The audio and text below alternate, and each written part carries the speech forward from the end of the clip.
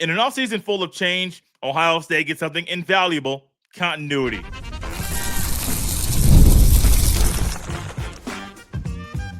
You are Locked On Buckeyes, your daily podcast on the Ohio State Buckeyes. Part of the Locked On Podcast Network, your team every day. Welcome in, Buckeye fans, to your Thursday edition of Locked On Buckeyes, which is your daily Ohio State podcast. Part of Locked On Podcast Network, your team every day. Now the number one sports podcast network. I'm your host, Jay Stevens, veteran sports talk host, delivering passionate coverage about your Buckeyes. And today's episode is brought to you by Game Time.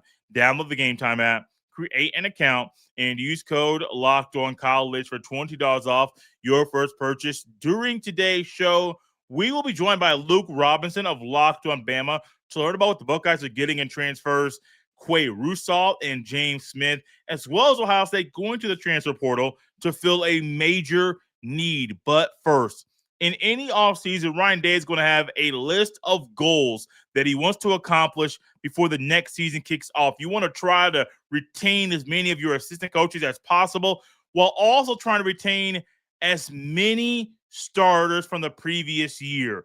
And so far, the Buckeyes have only lost one assistant coach. That's Brian Hartline. He is now the head coach at USF. And the Buckeyes have not lost any key starters from last year that they weren't expected to lose. Caleb Downs, Carnell, Tate, Arvell Reese, Kate McDonald, all of them are underclassmen that declare for the NFL draft. But then you're getting guys like Carson Hinzman and Luke Montgomery and Brandon Ennis and Austin Serveld to stay in Columbus. And those being able to retain those guys as well as the coaches provides the continuity that Ohio State needs for the upcoming season. And at the time of this recording, there still could be announcements from Keanu Jackson Jr., Jermaine Matthews Jr., and Phillip Daniels about where they're going to be next season. And I expect all three of them to stay at Ohio State for next season. And let's just say that all of them stay at Ohio State and the Buckeyes don't lose anybody that they weren't expecting to lose. That's a major, major win. Being able to be at Ohio State, a team that is going to be a school that some coaches may be there for 1 or 2 years and then go off somewhere else, being able to keep your assistant coaching staff together while keeping all the guys that you were expecting to keep heading into a year that could be very, very special, that's only a major win. That's going to allow the guys that come in from the portal to look at these other guys and say, why did you stay? What makes this place so special as those newcomers come in and they try to figure out what Columbus, Ohio is like and why Columbus is such a great place to be, what it's like to play inside the shoe, and why Ohio State fans are so special. Why is Ryan Day the coach that he is? And as these newcomers come in, they can lean on the vets in the room to help them learn the lay of the land. And I'm going to use that term that's normally something reserved for the professional level, saying I come into a team and I got my vet. Well, in college, you have vets too. Well, there are some teams around the country, they don't have as many older players that have been there for 3 or 4 or 5 years because those older guys go off somewhere else. And I'm not knocking some guys for some of the decisions that they have made, but there are a lot of guys in college football that have been on 3 teams or 4 teams. There's a player, forget his name, Buster Barco, playing his 7th year of college football where he would have been on 6 teams in 7 years. Now, I don't like that at all. I think at some point the people that are in charge will need to put some guardrails in place to try to eliminate that from happening, or try to make sure that if it happens, there are some penalties, some things you aren't able to do because of that type of movement. I don't believe that movement is great for the sport. I don't think it's great for the individual. I think there's so many different angles about a player being on 16 to 7 years that doesn't look good for the sport or even for the individual. For moving around like that, man, stay in one spot, stick it out, overcome some adversity, compete to play. Now, I'm not saying there could be injuries involved or the coach is leaving, but at some point, 6 teams in 7 years, yeah, if a coach leaves, okay, but you can't use that same excuse over and over and over and over and over again. It just doesn't make any sense. But I think about Ohio State right now, where Ryan Day is currently with this team, and as he's trying to hire an offensive coordinator, and as he's trying to still working to retain all of the assistant coaches heading into next season, you got to think that this is a huge recruiting tool that Ryan Day can utilize when trying to bring in an offensive coordinator. You know who your quarterback is. You know who your stars on the offense are. Your backfield is really good. Still trying to bring in some talented guys there. Got some new guys in the tight end room, but those guys are going to be solid and going to help boost the top end expectations of the team. And then you got the offensive line where it could be an offensive line that has either all 5 guys next year that have started at least one game for Ohio State, or 4 of the 5 starters for next year have been probably multi-year starters and that have been very, very pivotal in a national championship win and to get Ohio State back to the playoff after winning the Natty in 2024. This is a major recruiting tool, but also if you're looking around the country and say you're a first, second-year guy in college football, and this time next year you're trying to decide if you want to go to the portal or not, and you can say, well, Ohio State standard is really, really high, but also people don't really leave Ohio State like that. I mean, the fact that the Buckeyes have, I think the number is over 30 guys that were on the roster last year that aren't there right now, and that it does include the 3 walk-ons that have decided to leave Ohio State. You think about that number, that's not normal. I mean, you have guys like Quincy Porter and Bryce West and Aaron Scott Jr., Fahim Delane, that could even compete to start next year, that were kind of next in line to start. Those guys leaving isn't normal. I don't think it's going to be the norm moving forward. I think it may be a cycle now, maybe a one-hit wonder, but I don't think moving forward, you're going to get guys that are next in line to still hit the portal. That also doesn't make sense. But what does make sense is when you are trying to build for the future and build something successful and hit the ground running now with your portal activity and then these winter workouts where guys are going to be testing their bodies and pushing them to the limits, being able to keep them in is huge. Because let's just say, for hypothetical sake, for the conversation's sake, that Hinzman decided to go elsewhere and Montgomery decided to go elsewhere. Interstate, Servell decided to go elsewhere. Just those core guys, you would not feel very comfortable and confident about where Ohio State currently sits in the offseason in their path to win the national championship next year. If you did, I would want to know why, because if you lose any of those guys, Hinzman, Montgomery, Ennis, or Servell, to the portal or to the NFL draft, you're probably a little uneasy, a little uncomfortable about, well, they're gone. Who's going to step up? Oh, it's a guy that hasn't played at Ohio State yet. Oh, it's a guy that's been at Ohio State for a while, but hadn't really put it all together. I don't know how I feel about this move, because you want your team to be the best it can be. Of course, everybody does. But being able to keep them for all of these guys, and at the time of this recording, Kenyatta, Jermaine Matthews Jr., and Philip Daniels had not made their announcements public. But I would be very, very shocked if, when you're listening to this on a Thursday, if those guys went off to the NFL or even to the portal. The portal's a weird one because I don't think any of these guys are going to the portal. I think it's NFL or staying in school. All 3 of them should stay in school. It's the best chance to them to raise their draft stock. I say stay in school. I mean staying at Ohio State. Ryan Day did it again. In a world where even Dylan Raiola, who was a multi-year starter at Nebraska, decided to go to another school and be their backup, Ohio State didn't have those problems. They're keeping the core guys. They're finding ways to retain people that could go elsewhere. I don't know how Ryan Day does it sometimes, but once again, he found a way to get the job done by retaining key players for the 2026 season. Speaking of a key player, Ohio State went to the portal to get a key player at a big-time position of need, and this one is a player that I think you're all going to love. This episode is brought to you by Game Time. There's nothing like college football season, tailgates, packed stadiums, and being right there in the middle of it all, the energy, the bands, the moments you remember forever. But actually getting tickets, now that part used to be frustrating with long queues, logins, and prices jumping at checkout. That's why Game Time gives the advantage back to fans. It's the easiest way to unlock amazing college football tickets and experiences in just a few taps.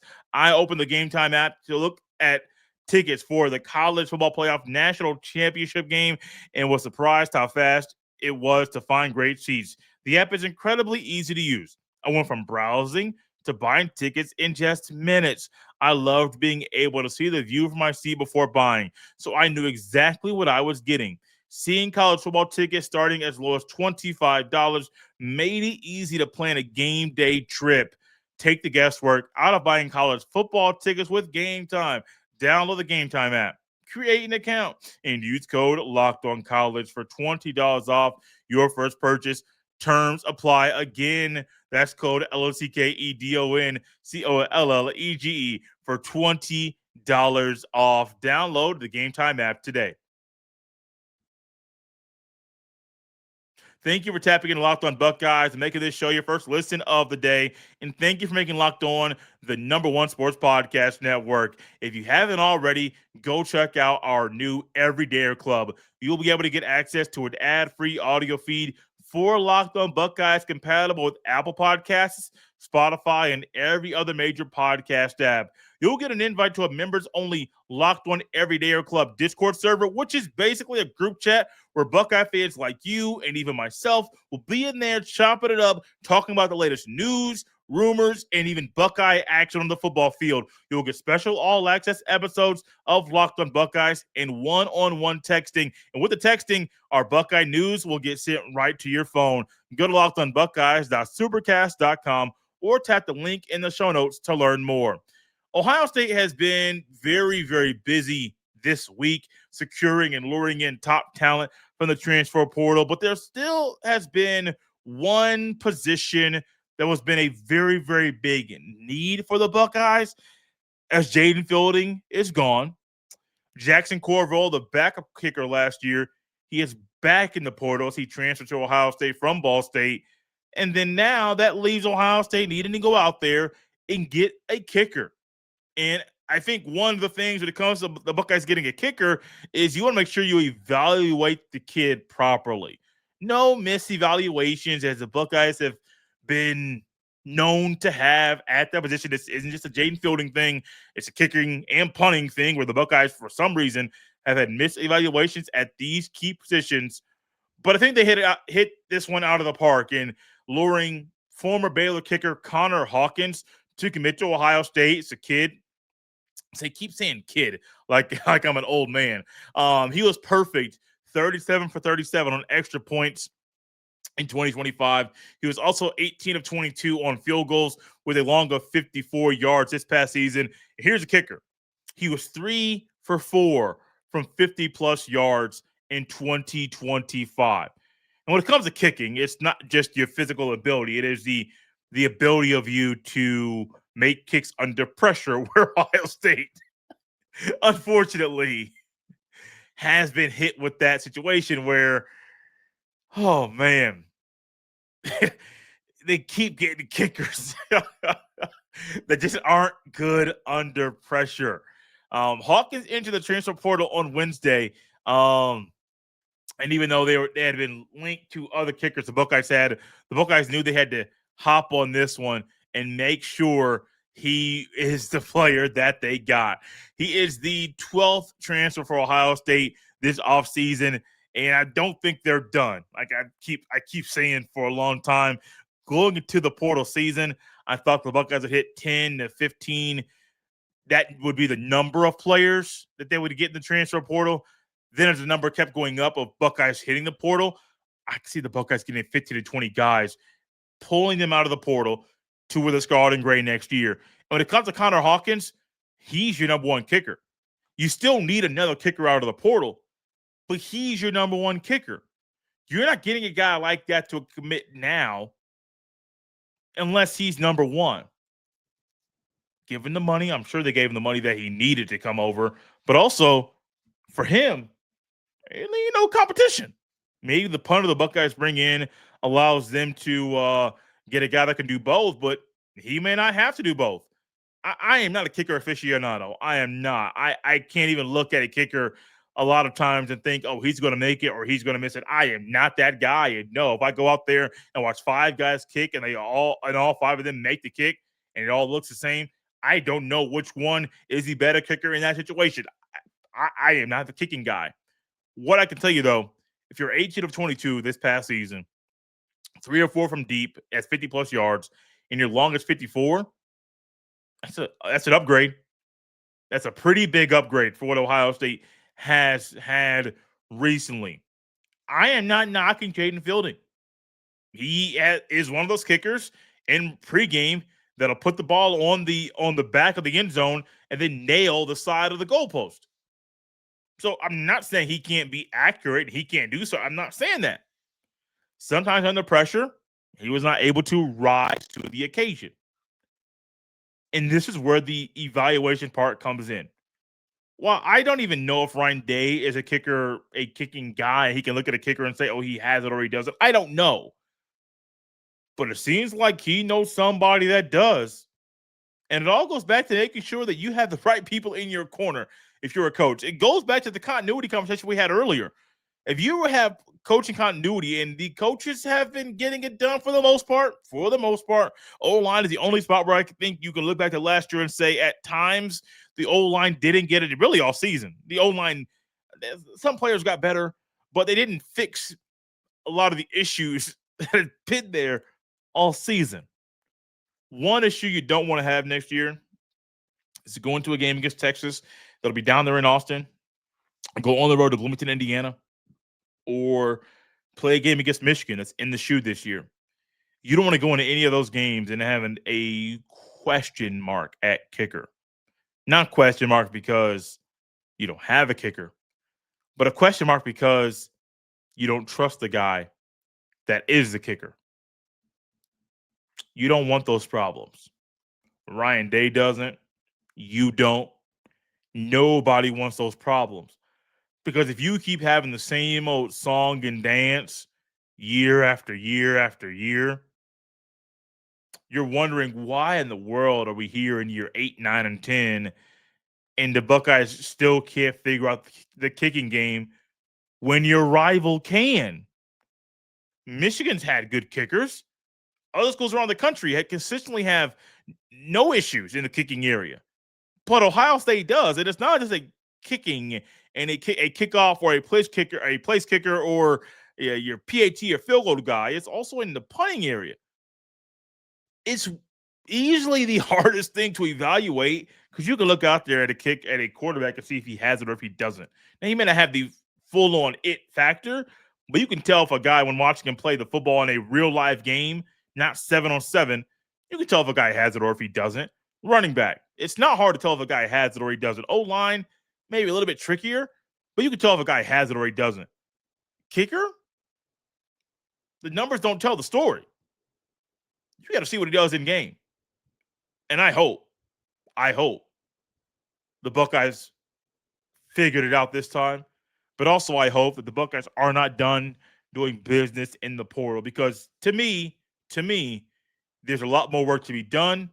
I would love for Ohio State to bring in multiple receivers, give me 2 more receivers, a running back, a veteran presence in that room. O-line youth, not O-line for starting caliber guys. O-line for youth, a 1 or 2 year guy, get him out of the portal just to add some of the depth to that room. You lost Tegra. That was an expected departure, but get some young guys out of the portal to boost the younger guys in that room. You need some more edge work. You need some more guys in the D tackle room. A linebacker, preferably an older guy. Christian Allegro came in. Get one more guy to come in. That would be great. I'm not saying Peyton Pierce won't start, but if you can get another experienced guy, that would be the case. Or secondary help. I mean, the Buckeyes can use help in every area. I know the Buckeyes have lured 12 guys out of the portal so far. Get more, get busier. You're Ohio State. You're a big brand. You are the best brand in the country.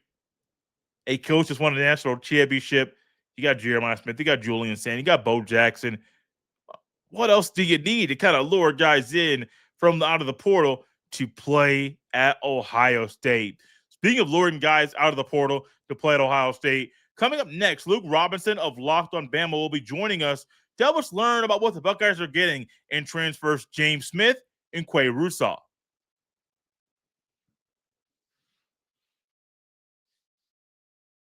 After a pretty slow week for Ohio State in the portal, this Monday was a big one as the Buckeyes got 5 players out of the portal to transfer to Ohio State, and a couple of them were a package deal from Alabama. And here with us to talk about James Smith and Quay Russaw is Luke Robinson of Locked On Bama. And Luke, these players, you don't normally hear about a package deal, but when Ohio State gets a couple of guys on the D line from Alabama, it's a very big deal.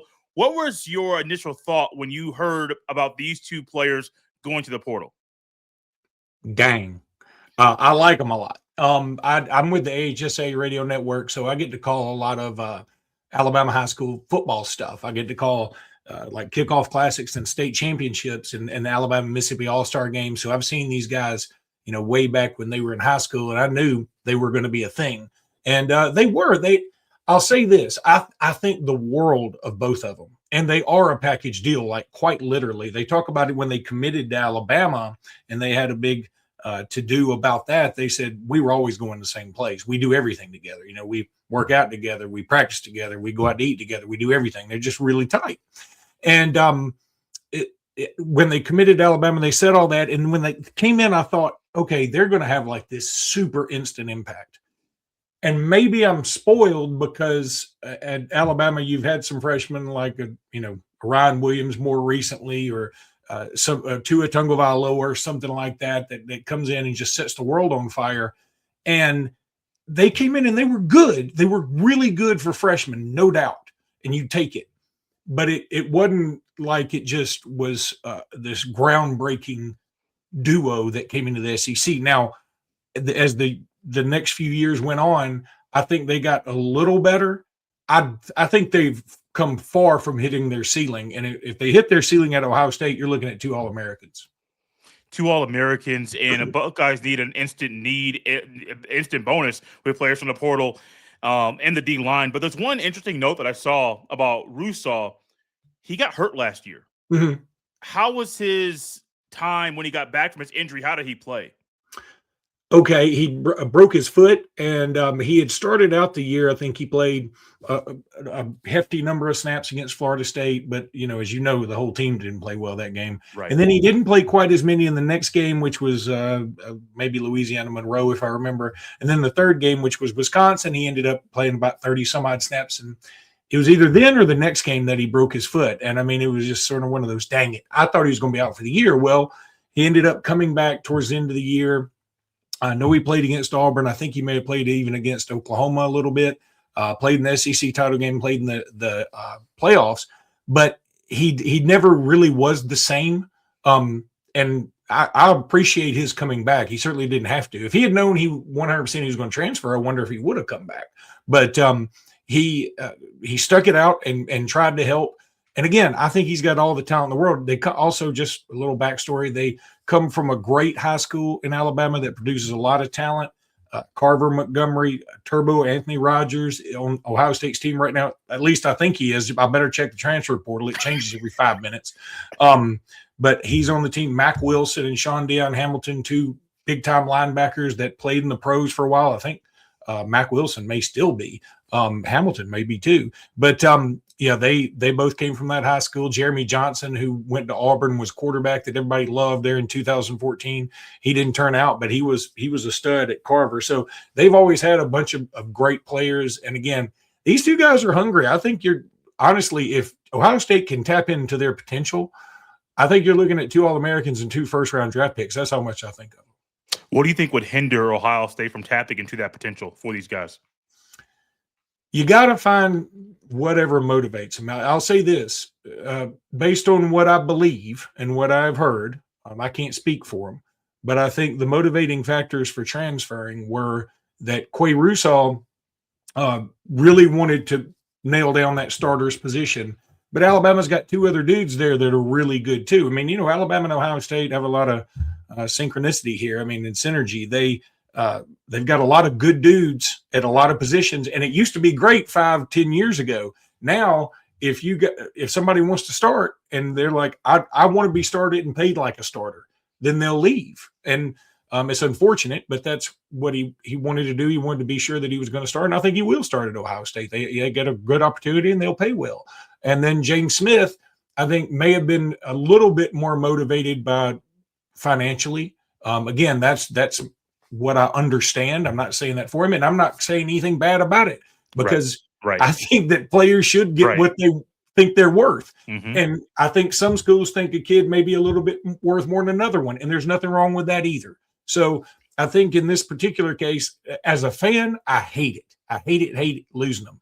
But as a guy who's caught a lot of high school football in the state and is a big fan of kids who went to Alabama high schools, I'm pulling for them. There's no doubt.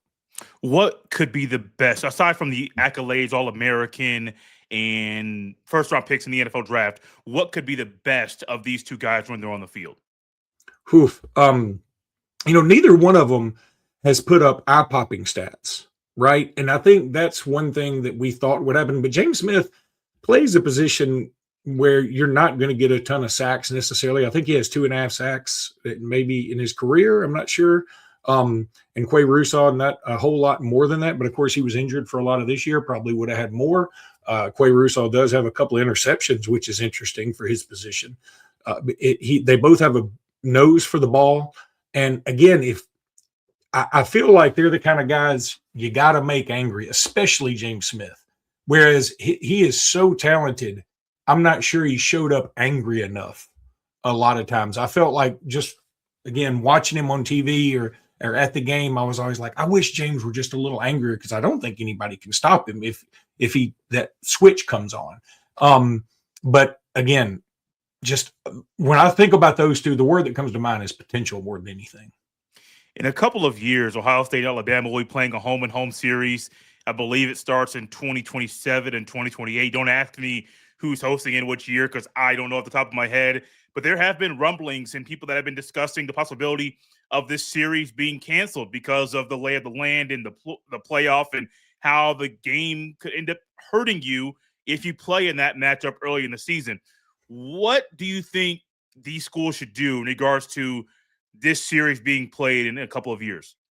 Well, first of all, it's at Ohio State first, then at Alabama. And I loved the idea of it. First of all, when it was announced, I have 3 children that grew up in Columbus, and I got one at Arizona State and one at Bama now, and one still in Columbus going to Olentangy. And I've been to Columbus a gazillion times. Great city. I've been to Ohio State game, a lot of fun. So I was looking forward to it.